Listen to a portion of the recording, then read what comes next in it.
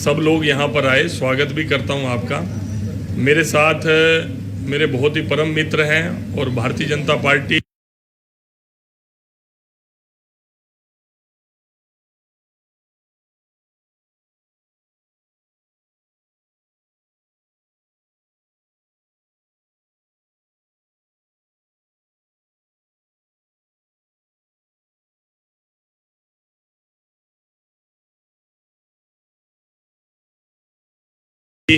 पानीपत के जिला सिरसा के जिलाध्यक्ष बने हैं।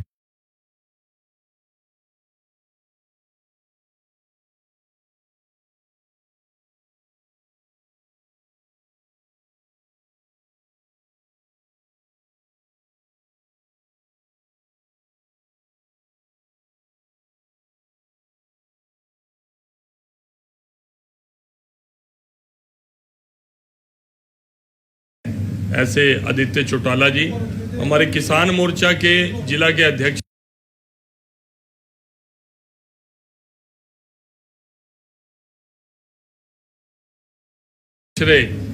सुरेंद्र मिर्जापुर जी, सोनू गुज्जर के नाम से ये ज्यादा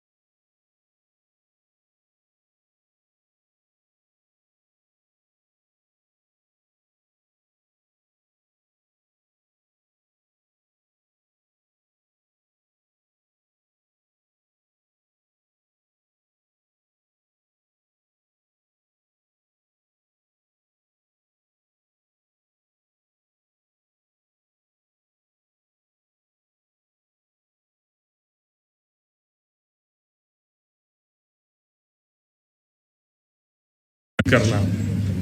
जैसा कि आप जानते हो कि इस समय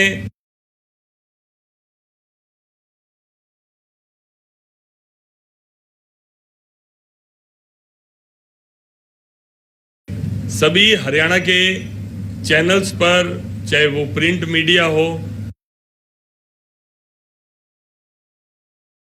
चाहे वेब पोर्टल हो, हर जगह चर्चा जो भी चलती है वो बड़ौदा बाई इलेक्शन की चलती है। तो कंटिन्यूटी आपसे बनी रहे। एक दिन तो हमारा प्रोग्राम ये भी था कि अपने प्रदेश अध्यक्ष जी की प्रेस करें, लेकिन उस दिन अपनी ट्रैक्टर यात्रा और हमारे मुख्यमंत्री जी, माननीय मुख्यमंत्री जी रहे। आप लोगों का भी उत्साह अच्छा था और खुलकर चर्चा हुई। मैं समझता हूँ बड़ी लंबी प्रेस थी, 1 घंटे की थी। आपने बड़े मन से उनको सुना भी सही और अपने प्रश्न भी रखे।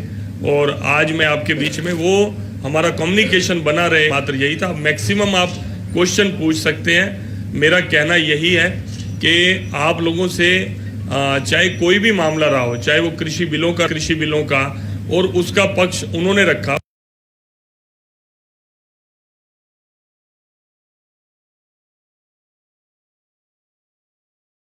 और विपक्ष में रजत शर्मा जी का देखा है। और मतलब ऐसे जो माना पड़ा है और विपक्ष इसको भ्रमित करने का काम कर रहा है, उन्होंने एक सच्चाई को संबल दिया। ऐसी अपेक्षा मैं आपका मीडिया भी हमारा साथ दे रहा है और आपसे ये उम्मीद भी रखते हैं। दूसरा, अपनी पूरी ताकत से मैं आपके माध्यम से कहना चाहूँगा कि भारतीय जनता पार्टी का कार्यकर्ता पूरी दिल से, शिद्दत से इस काम में लगा हुआ है।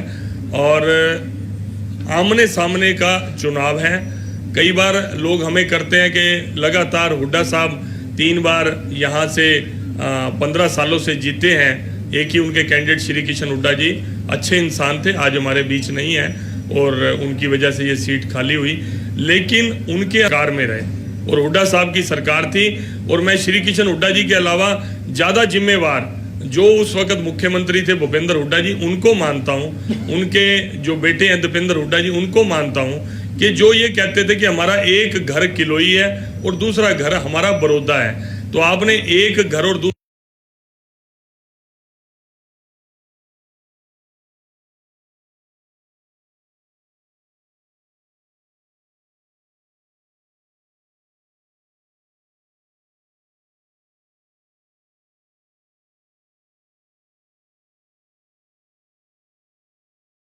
घर में डेवलपमेंट के काम हुए, उसको देख लीजिए। और बड़ौदा ऐसे इस क्षेत्र के लोग भी अपनी बात खरी खरी कहने वाले हैं साहब।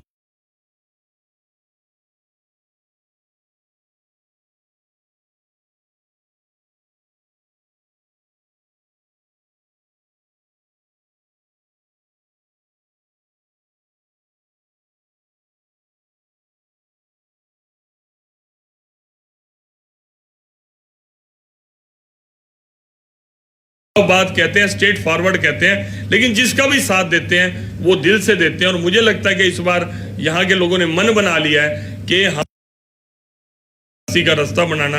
और मैं समझता हूँ कि 54 में से आधे गांव में पीने के पानी भी मैं समझता हूँ साफ पानी उपलब्ध नहीं था। रोड कनेक्टिविटी का तो बुरा ही हाल था। तो वो सारे काम अब स्टार्ट हुए और उम्मीद बंदी है। काम काफी लोगों ने दिए और लगभग 3000 काम दिए, लेकिन समाज भी समझता है, लोग भी समझते हैं कि ये 10-15 दिनों में, महीने में ये काम करने सारे संभव नहीं थे।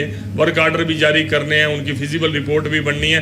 तो लेकिन उनको एक विश्वास जम गया कि फर्स्ट फेज में इतने अच्छे काम शुरू हो गए, सेकेंड फेज के काम भी चिन्हित कर लिए और थर्ड फेज के काम भी चिन्हित कर लिए हैं। तो ये है। और आज हमारा गठबंधन चुनाव लड़ने जा रहा है और मजबूती से लड़ने जा रहा है। और अगर हुड्डा साहब या जिद करके उन्होंने अपने जो सोच रहा था सारा समाज और कांग्रेस पार्टी की जो सोच थी कि शैलजा जी को वो टिकट में, हालांकि उनका पार्टी का इंटरनल मैटर है, हम इसके अंदर कोई वो कर नहीं सकते, लेकिन उन्होंने दिखाया, हंगा दिखाया। और वही हंगा आप देख सकते हैं कि जो लोग कहते हैं कि हमारा गढ़ है, तो आप गढ़ है तो कैंडिडेट को लेके सामने आओ ना। अब भी वही प्रेशर की राजनीति चल रही है कि हमारे को फ्री हैंड दो, हम अपनी मर्जी से देंगे। नाम भी डिस्क्लोज कैंडिडेट का वो नहीं करना चाहते। विद इन पार्टी भी जिस तरह की बातचीत वो खुलेआम कह रहे हैं, वर्कर्स के अंदर बोलते हैं, लोगों के अंदर बोलते हैं, इंटरेक्ट हमारे तक आती है। तो परिवारवाद की जो राजनीति है वो उनके ऊपर हावी है, उस दिशा की ओर बढ़ते हैं। बाकी कंपैरिजन किया जा सकता है।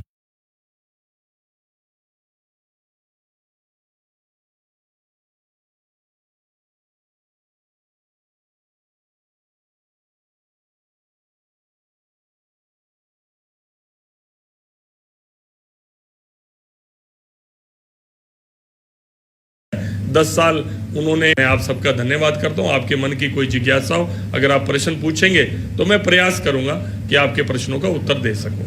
Thank you.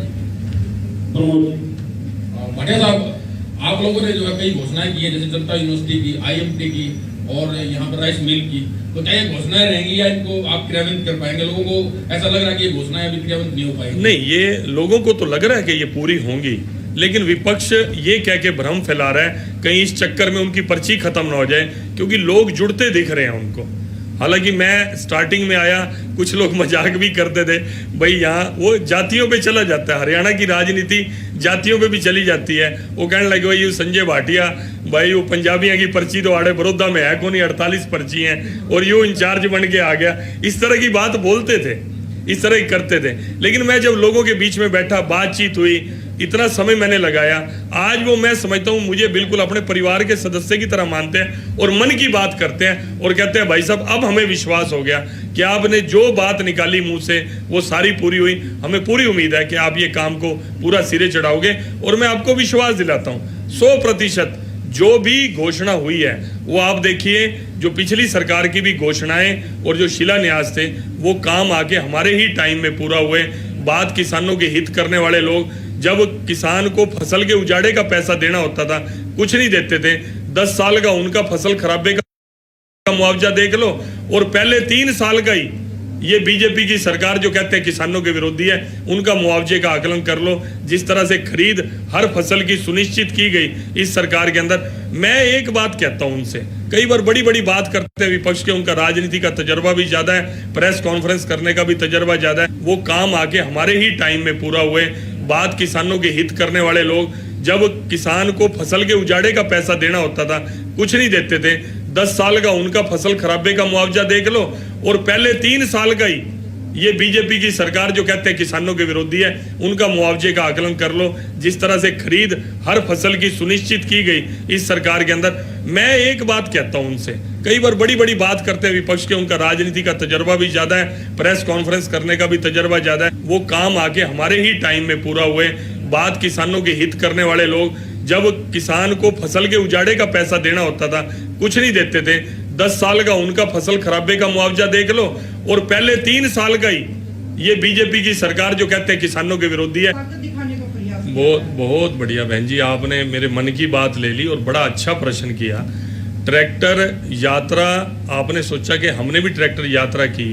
उन्होंने कुछ ट्रैक्टर बुलाकर और एक पुराने से ट्रैक्टर को जलाकर पूरे देश के मीडिया को अट्रैक्ट करके ये दिखाने की कोशिश की कि हरियाणा का किसान आंदोलित हो चुका है और इन कृषि बिलों के बहुत ज्यादा खिलाफ है। ये जब अपने साथी अपने किसानों ने कहा कि वो ट्रैक्टर निकाल सकते तो हम ट्रैक्टर लेकर क्यों ना आए, तो वो ट्रैक्टर यात्रा लेकर आए। आपने देख लिया होगा कि उनकी ट्रैक्टर यात्रा निकली, कोई हमने तो किसी बात का विरोध नहीं किया। यहाँ ट्रैक्टर यात्रा निकलती है तो उनको तकलीफ होती है। और जो बात आपने संवाद की है बहन जी, मैं आपकी बात को पूरा करता हूँ। कल रात को ही हम माननीय प्रदेश अध्यक्ष जी के साथ रोहतक के अंदर बैठे थे और लगभग 12:30 बजे तक तो हम बैठे रहे, वो थोड़ा पहले चले गए थे। पूरी योजना बनाकर, सूची बनाकर, सूची भी बाय चांस मेरे पास है, मैं अनाउंस नहीं कर सकता क्योंकि माननीय अध्यक्ष जी की अनुमति मुझे इसमें चाहिए। हमारा जो प्रोटोकॉल है, हमारे किसान नेता, बीजेपी के किसान नेता, ये जो खास तौर पे, क्योंकि पूरे हरियाणा में और पूरे देश भर में तो जन जागरण अभियान चलेगा ही चलेगा। 14 तारीख को पूरे 54 के 54 गांव में जाकर खुली चर्चा करेंगे। भाई आप बताइए कि इस कृषि बिल में किसान के विरोध में क्या चीज है। इस कृषि बिल में बताइए क्या चीज किसानों के पास थी जो हमने छीन ली। जो भ्रमित आपको लोग कर रहे हैं उनके पास तर्क नहीं है। कई बार क्या होता है कि बहुत झूठ बोलने वाला आदमी पंचायत के अंदर चिल्ला चिल्लाकर, शोर मचाकर सच को दबाने का प्रयास करता है। सही मायने में जिस तरह सिटीजन अमेंडमेंट एक्ट हुआ, उन लोगों ने इतना ज्यादा शोर मचाया कि मुसलमानों को इस देश से निकाल दिया जाएगा, लेकिन सब लोग पूछते, मीडिया को भी बाद में समझ आ गया किस तरह ये प्रयोजित मामला था। और पिछले कुछ दिनों में देश में जो मामले आपके सामने आया, किस तरह शोर को बचाकर सच को दबाने का प्रयास किया जा रहा है। ऐसा ही कृषि बिलों में हो रहा है कि शोर मचा देंगे, विरोध दिखा देंगे तो ये सच दब जाएगा। लेकिन ये सच दबने वाला नहीं। हम भी बिल्कुल खुलकर किसानों के घरों में जाकर पूरे 54 के 54 गांव में हमारे किसान नेता जाएंगे और उनसे चर्चा करेंगे। आप ये बताइए क्या गलत है, हम उसको बताएंगे कि ये ठीक है और ये किसानों के हित में है। भवर सिंह दैनिक जागरण से। हाँ जी, बताइए भाई साहब। सर आप कह रहे थे कि कांग्रेस कब तक कैंडिडेट अनाउंस करेगी, तो भाजपा कब तक करेगी सर? मैं बिल्कुल सही, देखिए 16 तारीख को लास्ट नॉमिनेशन है। ये अधिकार उनके पास है, ये अधिकार हमारे पास भी है कि दोनों हम 16 तक कैंडिडेट अनाउंस कर सकते हैं। लेकिन मैं ये बात करता हूं, जो लोग ये दावा करते कि भारतीय जनता पार्टी है ही कहां और ये हुड्डा का गढ़ रहा है, ये कांग्रेस का गढ़ रहा है और बीजेपी का यहां कुछ भी नहीं, बीजेपी का क्या है, जो लोग इतना दावा करते हैं वो आज कैंडिडेटों के लिए दाएं बाएं दूसरे दलों में देख रहे हैं। वो तो ये भी देख रहे हैं कि यार बीजेपी वाला कौन सा हमारे साथ जुड़ जाए, उसको दें टिकट।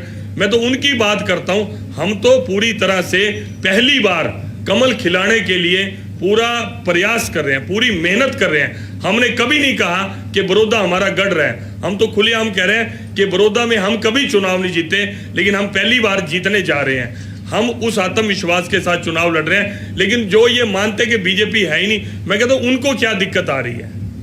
मेरा प्रश्न ये था। जी जी जी भाई साहब। बढ़िया जी। मुख्यमंत्री जी कहते हैं कि हम समान विकास में विश्वास करते हैं, आप भी यही बात करते हैं। बड़ौदा 3 दिन पहले 2 दिन पहले मुख्यमंत्री जी की यहाँ प्रेस कॉन्फ्रेंस थी और उन्होंने आंकड़ों का हवाला देते हुए कहा था कि बड़ौदा हल्के में 602 करोड़ के काम हो गए।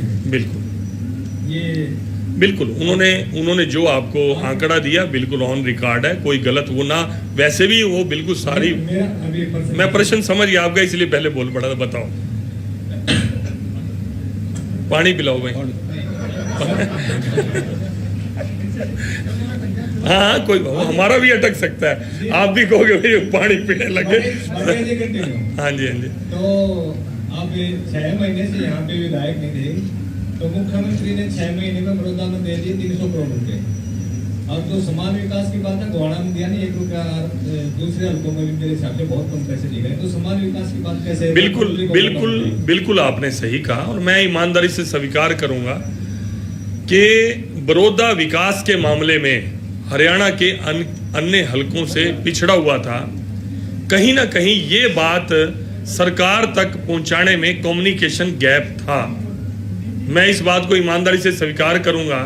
मैं कांग्रेस के 10 साल के जो सरकार का राज था, जिसमें जो श्री किशन हुड्डा जी जो सिटिंग एमएलए सत्ता दल के थे, उन 10 सालों में भी उन्होंने मुख्यमंत्री जी को बात नहीं पहुंचाई होगी हुड्डा साहब को, तभी ये हल्का पिछड़ा होगा।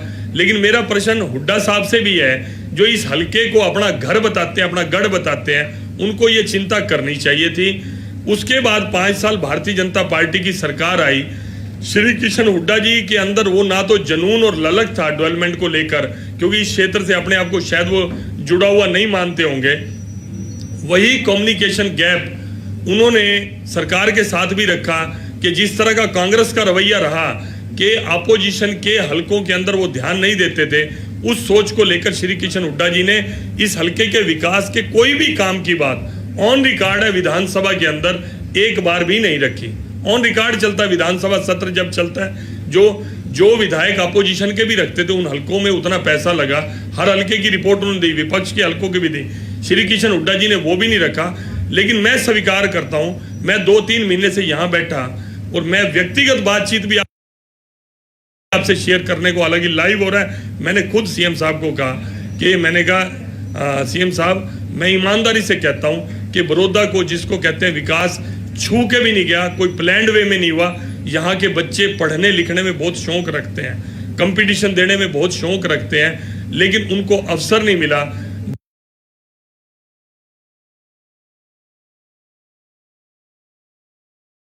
बच्चियों को पढ़ने के लिए बड़ी दूर दूर जाना पड़ता है, तभी लड़कियों, ये जो कम्युनिकेशन गैप था ये 2-3 महीने में दूर हुआ। इसलिए आपने सही कहा कि 300 करोड़ के कामों की घोषणा भी होगी और काम शुरू भी हो गए, उनके वर्क ऑर्डर भी हो गए, ये बिल्कुल सही बात है। कहीं ना कहीं कम्युनिकेशन गैप था, इसलिए बार बार आपके माध्यम से भी आज कहना चाहता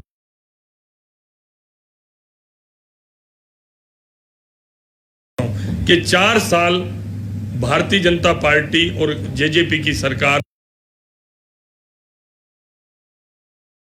गठबंधन की सरकार प्रदेश के अंदर है, और मैं चाहता हूं कि आप इस विकास के अंदर अपने साझीदार बनो, अपना साझा रखो, अपना हक पैदा करो। और भारतीय जनता पार्टी के साथ पहली बार, मैं कहता हूं एक बार आजमा लो, बाकियों को आपने कितनी बार आजमाया? बीजेपी को छोड़ के आपने सारे दलों को आजमा लिया, लेकिन विकास छू के भी नहीं गया बड़ौदा को।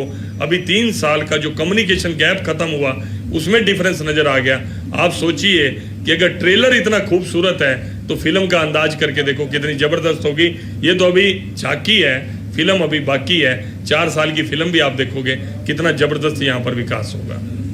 भाटिया जी, भाई, आपकी पार्टी मुख्यमंत्री जी ने कहा कि बड़ौदा के अंदर चुनाव रखा है जी, लेकिन आज इस स्टेज के ऊपर, मंच के ऊपर गठबंधन कैसे है, इनका कोई चेहरा नजर क्यों नहीं आया?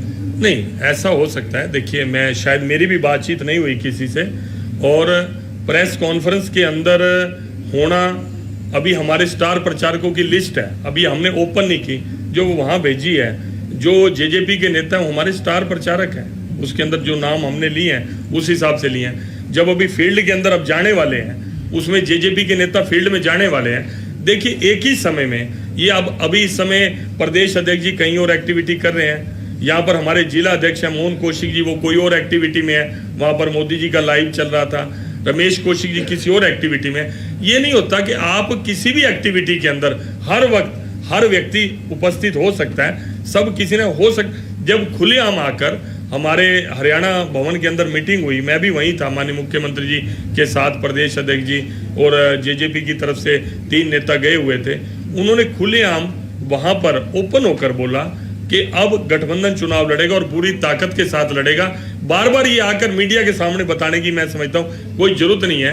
प्रेस कॉन्फ्रेंस में कोई एक व्यक्ति की होती है तो वही बोलता है, कभी हो सकता है कि अगली प्रेस कॉन्फ्रेंस जेजेपी की नेता को हो और शायद हम उसके अंदर ना हो, वो भी इसी जगह पे हो। लेकिन भाटिया जी, आपका ये जो कार्यालय चुनाव कार्यालय है, ये गठबंधन का कार्यालय है जी, तो गठबंधन का कहीं पे कोई झंडा, कोई डंडा, कोई बैनर, कोई होर्डिंग कुछ नजर आना चाहिए। जी, पहली बात मैं आपको क्लियर कर रहा हूं कि ये चुनाव कार्यालय नहीं है। पहली बात आपको क्लियर कर रहा हूं। ये आप देखिए कि कोई बीजेपी के किसी चुनाव कार्यालय होता है, जो प्रत्याशी आ जाए उसका चुनाव कार्यालय होता है।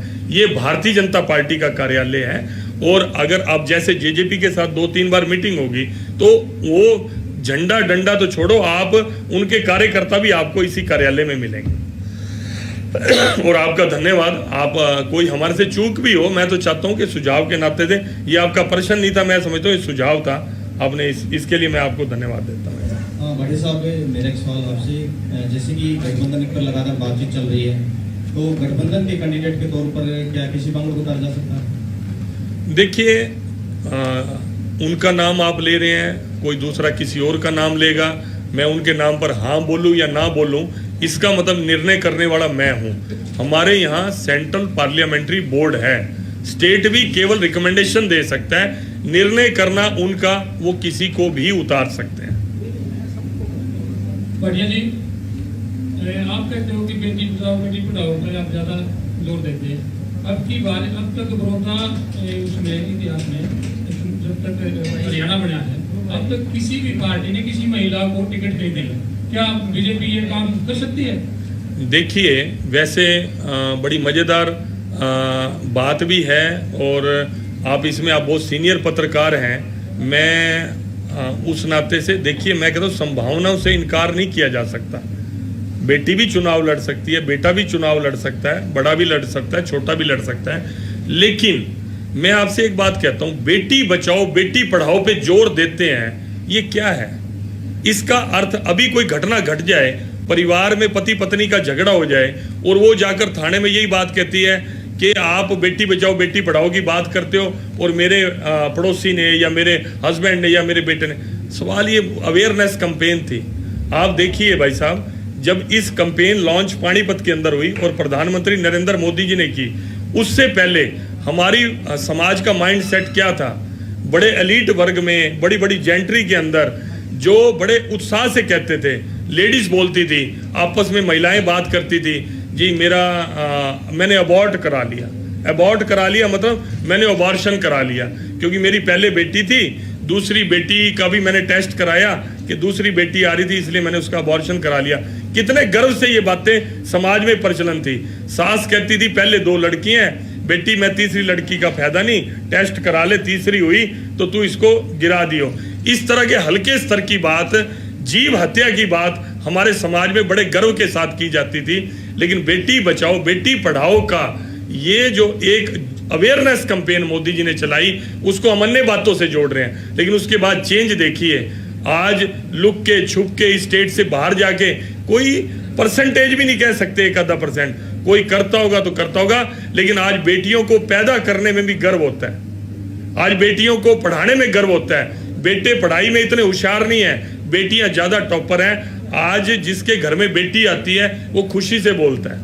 हमारे घर में भी अभी 5-4 दिन पहले बेटी आई, मेरे को इतनी खुशी हुई, मेरे भतीजे की बेटी हुई तो मैंने 10 जगह बताया, मैंने कहा जी हमारे घर बेटी आई है, और कई वर्षों से हमारे घर बेटी नहीं थी, सारे बेटे ही बेटे थे। ये उस गर्व की अनुभूति का नारा था, बेटी बचाओ बेटी पढ़ाओ का। इसको हम राजनीति के साथ जोड़ें, इसको हम लड़ाई झगड़े के साथ जोड़ें, हम इसको उस तरह की घटनाओं के साथ जोड़ें, ये एक अवेयरनेस कैंपेन थी। लोग ये भी कह रहे हैं कि मुख्यमंत्री जी अब तक नहीं आए यहाँ पे, और प्रेस कॉन्फ्रेंस के लिए आए थे। उन्होंने प्रेस कॉन्फ्रेंस में ये भी कहा कि नहीं रहे इनके बड़ौदा हल्के के, तो मैं ही विधायक हूं। नहीं, उन्होंने एक बड़ी सहज स्वाभाविक बात की। हाँ जी। उसके बाद भी सिर्फ प्रेस कॉन्फ्रेंस करके चले जाते हैं वापस, किसी गांव में नहीं जाते, किसी की समस्या को नहीं सुनने। देखिए, सुनिए, समस्याएं सुनने के लिए आप भी पीछे कई बार यहाँ पर आए, आपने देखा होगा यहाँ पर सैकड़ों लोग अपनी समस्याओं को लेके आए। सारी की सारी समस्याएं सीधा सीधा मुख्यमंत्री जी के पास पहुंची, सारी लिस्टेड होकर यहाँ पर आई, सबके ऊपर रिपोर्ट्स बनी, फिजिबल रिपोर्ट बनी। ये तो एक तरीका है। अब मान लो प्रधानमंत्री जी को कोई हमने अपना पक्ष रखना है, तो ये जरूरी नहीं कि प्रधानमंत्री जी उपस्थित होंगे तो लोग उसको पक्ष रहेंगे। ये पार्टी की जरूरत है, पार्टी की रणनीति है, पार्टी की अपनी समझ है किस समय में किस नेता को क्षेत्र में वोट मांगने के लिए आना है। और हम लगातार इस सारे क्षेत्र के अंदर सबसे ज़्यादा वर्किंग में थे, हमारे कार्यकर्ता सबसे ज़्यादा एक्टिव थे। मैं आपको, अगर आप ट्रुथ सुनना चाहते हैं, मजाक की बात भी है और ट्रुथ भी है, सच्चाई भी है, मैं गलत नहीं बोलूँगा। मैं कोरोना पॉजिटिव हुआ, 10 दिन बाद गया, मैं 10वें दिन नेगेटिव मेरी रिपोर्ट आ गई, मैं 11वें दिन एक्टिव हो गया, जबकि मुझे 5-7-10 दिन और रेस्ट करना चाहिए था। तो मैं 11वें दिन, मेरा पार्लियामेंट में कुछ काम था तो मैं मेडिसिटी चला गया। सीएम साहब वहाँ एडमिट थे, मैं वहाँ पहुँचा तो सीएम साहब से मिला। रणजीत सिंह जी थे, उस वक्त हरविंदर कल्याण जी थे, कृष्ण मिड्डा जी थे, अनेक नेता थे। और मैं 1-2 घंटे वहीं वहाँ पर रहा और किट डाल रखी थी मैंने। इतने मुझे पता लगा कि उस दिन दीपेंद्र हुड्डा जी भी मेडिसिटी में पहुंचे और उसी फ्लोर पर थे, 14 नंबर फ्लोर पर थे। मैं उनको मिलने के लिए चला गया। अभी ये आपको, जब वो कोरोना पॉजिटिव हुए, उनको मिलने के लिए चला गया तो उनसे पूछा, कहता नहीं ऐसा कुछ ज़्यादा नहीं है, लेकिन मेरा टेस्ट पॉजिटिव आ गया, लेकिन सब ने कहा कि आप एडमिट हो जाओ। तो मैं एडमिट हो गया। तो मैंने बताया, उन्होंने पूछा आप ठीक हो? मैं कहा मैं ठीक हूँ। कहना है, मैं कहा मैं सीएम साहब आए हुए थे, मैंने कहा चलो मैं आज मिलता चलूँ। तो कहना चलो मैं भी मिलता हूँ। हम दोनों उठ के, वो अपने बेड से उठकर दीपेंद्र जी, कटसी एक, देखो वैचारिक मतभेद एक अलग चीज़ है, लेकिन वो कटसी मेरे साथ आए और हम दोनों इकट्ठे सीएम साहब के रूम में, मैं दोबारा चला गया। तो दीपेंद्र जी ने मजाक में कही बात, ये तो सबको इन्होंने बारी बारी कोरोना करवा दिया, रिस्पेक्ट से बोले और मजाकिया लहजे। संजय जी सबसे पहले बड़ौदा में चले गए और हम सबको भी जल्दी एक्टिव होना पड़ा, पीक पे कोरोना था। तो बाद में सारों को ही, क्योंकि दलाल साहब को हो गया, उधर रणजीत सिंह जी को हो गया, कृष्ण पंवार जी को हो गया, सब एक्टिव थे। तो ऐसा नहीं है कि हमारी एक्टिविटी नहीं रही या सीएम साहब की। अभी हम जो वर्किंग कर रहे हैं वो निरंतर डे टू डे प्लानिंग में रहते हैं। डेवलपमेंट के कामों को लेकर भी तभी वो इतनी जल्दी सिरे चढ़े, उन्होंने पर्सनल इस इंटरेस्ट के अंदर लिया। एक है हल्के में आके पूछ के, ये काम देखो हुड्डा जी का तो बनता है, दीपेंद्र जी का तो बनता है, क्योंकि वो सेवा काम तो कुछ करवा नहीं सकते। जब करने का टाइम था 10 साल, तब तो उनका ध्यान नहीं गया किसी काम के ऊपर।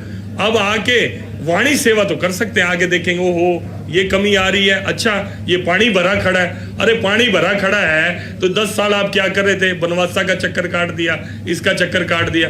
अरे 10 साल आप कहाँ थे जब आपकी ही सरकार थी? बड़ौदा को आप अपना घर कहते हो और अपने घर में क्या किया आपने? तो अभी हम तो उनसे थोड़े ही समय में ज्यादा रिजल्ट दिया हमने कामों का।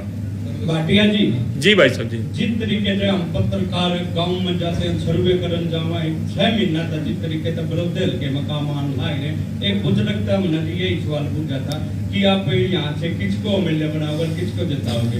तो बोला मिलेगा तो बेरा नहीं, हम दोनों चाहे 6 महीना में ऐसा काम होता रहे। मेरे का मतलब मैं उस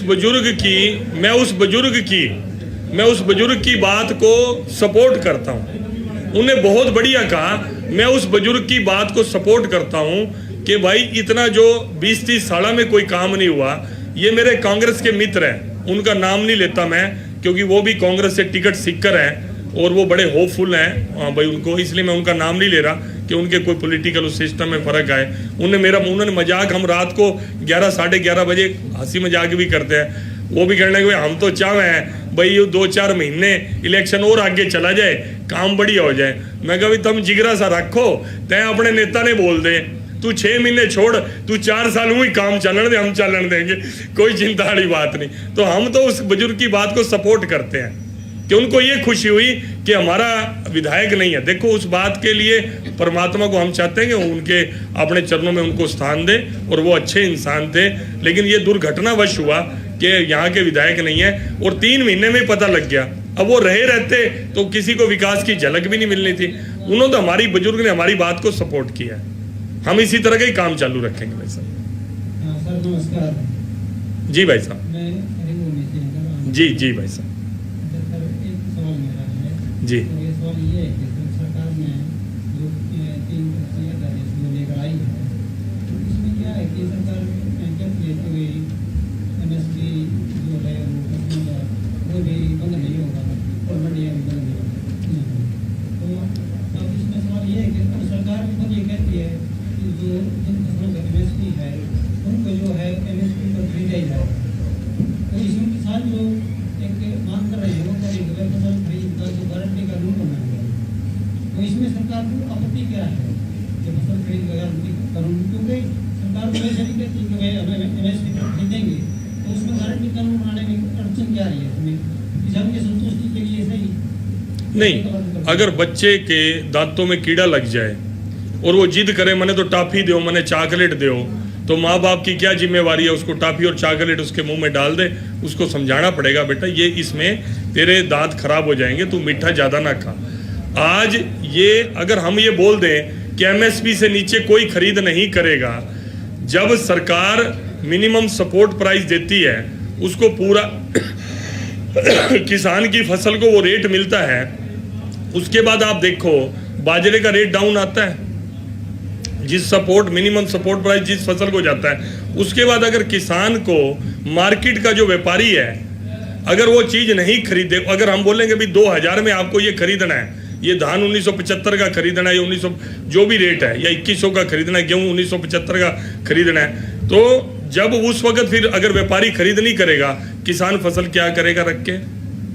और इसको बचने के लिए अगर आपने पहले ही सौदा कर लिया व्यापारी के साथ, जो कॉन्ट्रैक्ट फार्मिंग का है कि भाई मेरी फसल का मुझे सरकार देने वाली है 2000, और व्यापारी ने कहा कि मैं तेरे को 2500 देता हूं, तू ये मेरी क्वालिटी का बीज ले और इसको बेच दे, तेरे को सरकार तेरी जीरी 50,000 में जाती है किले की, मैं तेरे साथ एग्रीमेंट करता हूं, तू ये मेरा सीड ले ले, इसको उगा ले, मैं तेरे को ₹1,00,000 दूंगा, जो फसल होगी वो मेरी होगी। इसमें किसान ये तभी अवसर रखा है। सरकार तो खरीदेगी MSP पे, अगर आप वो रिस्क नहीं लेना चाहते आगे पीछे का, तो MSP पे सरकार खरीद रही है, उसको बेच दो। विपक्षी पार्टियां लगातार आरोप लगाती हैं कि भारतीय जनता पार्टी जातिवादी की राजनीति कर रही है। ये मैं वही कहता हूं, उल्टा चोर कोतवाल को डांटे। मैंने बोला था कास्ट की राजनीति। चलो मैं आपके माध्यम से आह्वान करता हूं, और यही आह्वान आप अपोजिशन के लीडर से कराओ। मैं आह्वान करता हूं परमात्मा को साक्षी मान के, अभी इसका ट्रेलर है बड़ौदा उपचुनाव, अपनी शुद्ध आत्मा की आवाज पर, अपनी आत्मा की आवाज पर, अपने अपने इष्ट देव को मानते हुए दलगत राजनीति से ऊपर उठकर, दलगत समझते हैं पार्टी पॉलिटिक्स, बीजेपी कांग्रेस को भी छोड़ दो, इससे ऊपर उठकर और जात पात की राजनीति से ऊपर उठकर डिजर्विंग कैंडिडेट को, विकास की चाहना रखने वाले को, यहाँ के बच्चों को आगे बढ़ाने वाले व्यक्ति को वोट करें। ये मैं अपील भारतीय जनता पार्टी की तरफ से सबके लिए करता हूं, और मैं चाहता हूं इस अपील के साथ सब लोग मैदान के अंदर आए। ये जात पात गोत नात इन सारे चक्रों को छोड़कर आओ मैदान में चुनाव के लिए। एक लास्ट सवाल है वर्मा जी का। जितने वो अशोक जी कोई दिक्कत ही नहीं, तो चिंता ना करो, 10 और आने दो, 20 और आने दो, खुले आने दो, कोई दिक्कत नहीं। मेरा भी नया नया शौक है ना। एक सीट और देखो जो बात इस बात की करते हैं, सब समाजों को समान अधिकार देने की बात थी। मैंने पहले भी कह चुका हूं कि एक सीट थी राज्यसभा की मिलनी थी, ये उस दिन CM साहब ने भी कहा है। एक हमारी बहन लगाओ, चाहे वैचारिक रूप से हमारे शैलजा हमारी बहन है, एक समाज को रिप्रेजेंटेशन मिलना था, वो भी अड़ के आप जब लोकसभा लड़ लिए और वो एक पहले से सीट उन्हीं की चली आ रही थी, उन्हीं की खाली हुई, उनका राइट था, पूरा पार्टी और सबकी समाज की उम्मीद थी कि शैलजा जी बनेंगे, वो भी अड़ के ली, ये मैंने आपको पहले ही कहा। और हर वक्त इलाके की चौधर की बात करना, ये भी अपने आप में जिस तरह एक जात पात जहर है ना। मैं जब आप हरियाणा के मुख्यमंत्री बनी गए तो आप तो सारों के हो गए, आप 36 बरादरी के हो गए, सारे क्षेत्र के हो गए। उस वक्त भी अपने अपने इलाके की चौधर का सवाल देके भावनात्मक करके वोट लेना। बड़ौदा के लोग बड़े भावनात्मक हैं, दिल से जुड़ते हैं, लेकिन इस बार बार बार वो कहते हैं ना, काट की हांडी बार बार नहीं चढ़ती। अपना भाईचारा, अपना पड़ोस का नारा देके हर बार बड़ौदा के वोट लिए। लेकिन मैं बड़ौदा के अपने साथियों से, जागरूक साथियों से, पत्रकारों से ये जरूर चाहूंगा कि अगली प्रेस कॉन्फ्रेंस हुड्डा साहब की हो या दीपेंद्र जी की हो, भाई आपने ऐसा बड़ौदा के लिए क्या कर दिया, आपने ऐसा क्या किसानों के लिए कर दिया जो बीजेपी नहीं कर रही, या आपका किया हुआ बीजेपी ने वापस ले लिया। बड़े साहब जी ठीक, अब हाई कमान का आदेश आ गया। अंतिम सवाल सर, बीजेपी और जेजेपी का इकट्ठा उम्मीदवार आना है और सिंह साहब ने बताया था कि जेजेपी का उम्मीदवार हो या बीजेपी का, कमल का फूल रहेगा। हमें कुछ लोग पूछते हैं कि मान लो जेजेपी का उम्मीदवार आता है तो उसको बीजेपी की सदस्यता लेनी पड़ेगी क्या? देखिए, एक चीज तय होगी कि गठबंधन चुनाव लड़ेगा, दोनों पार्टियों ने तय किया। एक चीज तय होगी कि कमल के फूल के सिंबल पर ही चुनाव होगा, जो भी प्रत्याशी आएगा। इसमें बाकी चीजें गौण हो जाती हैं, इसमें सदस्य होना ना होना इस चीज का कोई महत्व नहीं है। ये निर्णय केंद्रीय पार्लियामेंट्री बोर्ड को करना है कि गठबंधन के चुनाव बीजेपी के सिंबल के ऊपर कौन व्यक्ति चुनाव लड़े, बाकी चीजों का कोई महत्व नहीं है। आप सबका बहुत बहुत धन्यवाद। मंच के लिए सब साथी आमंत्रित हैं, प्रेस के साथी सब मंच के लिए आमंत्रित।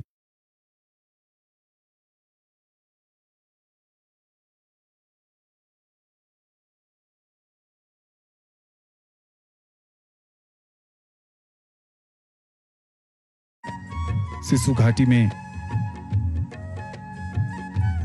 स्थानीय निवासियों को संबोधित करने के बाद माननीय प्रधानमंत्री श्री नरेंद्र मोदी जी अटल टनल के नॉर्थ पोर्टल पर पहुंचते हुए